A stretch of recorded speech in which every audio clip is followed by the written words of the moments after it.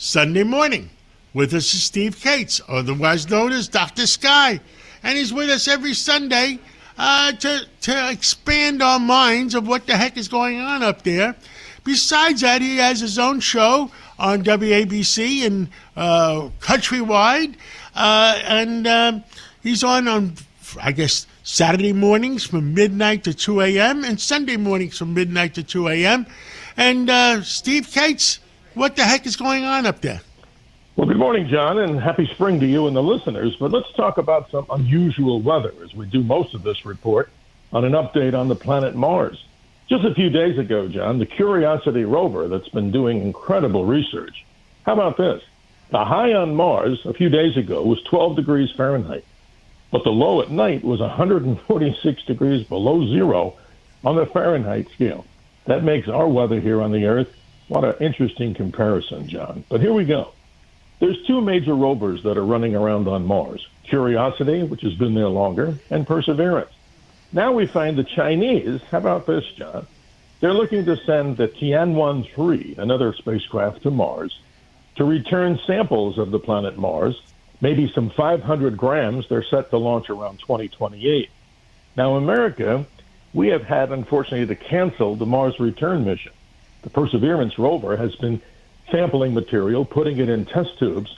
But what's interesting about this, John, is the future of trying to find life on Mars.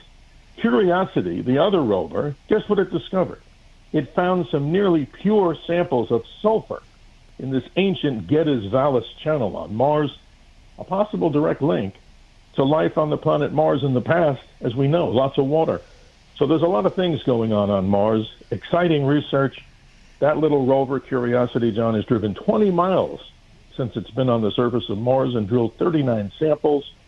And it's powered by a plutonium-238 isotope to keep it running strong. Amazing stuff. So how long did they originally think that was going to run for, and how long has it been running now?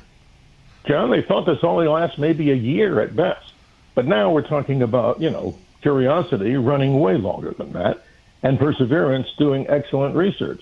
So it goes back to the ingenious ways that these technicians created a power source on it. They're using an isotope of plutonium-238, meaning nuclear-type power, to keep it running. And it's just incredible, John. It transmits data, that is, the Curiosity and the Perseverance, from the surface of Mars up to 3 satellites in orbit, and then conveniently beams that back to Earth. So the question, John, where or is there life on Mars? We certainly hope to find out, because you and I have talked about it before. Where did all the water go on Mars? An amazing story. I think it's underground someplace. And I agree. But here we go. We got something really cool, John. This is the mystery of the week that's really amazing to me. Who was one of the individuals who helped invent Wi-Fi as we know it? Now, this is incredible. Actress Hedy Lamarr, who, by the way, had a genius IQ, they said, of 140 to 150. Many people of an older generation may remember her as a starring actress in Samson and Delilah back in 1949. But, John, she co-invented a patent for a secret communication system, something technically called frequency hopping spread spectrum technology. What the heck is that? That's the technology we use in our Wi-Fi today.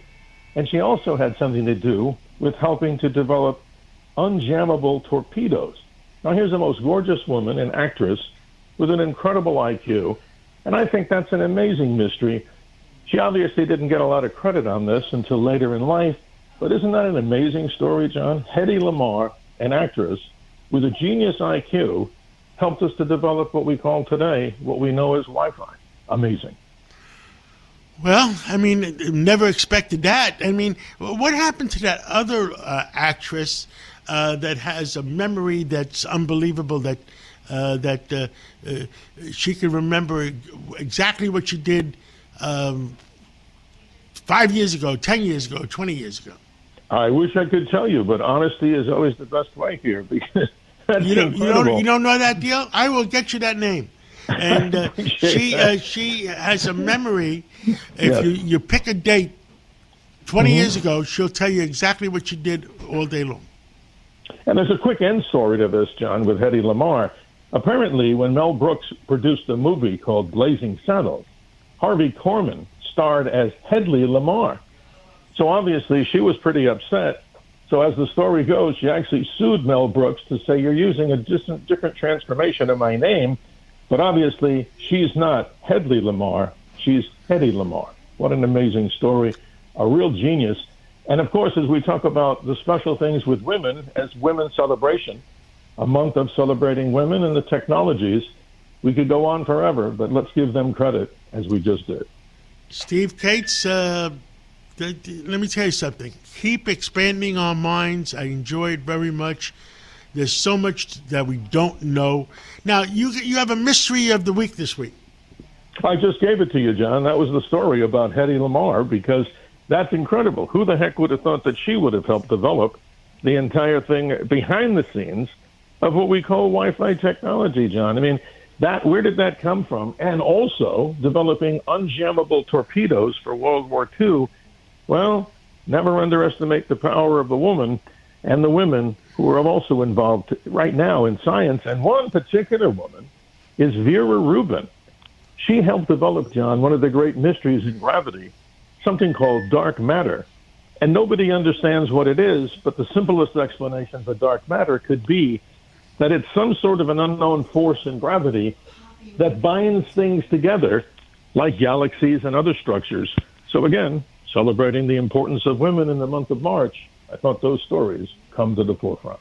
Steve Cates, Dr. Sky, thank you for the knowledge and the entertainment. I would say it's both. Thank you so much. Thank you. Always great. Have a good Sunday. Thank you.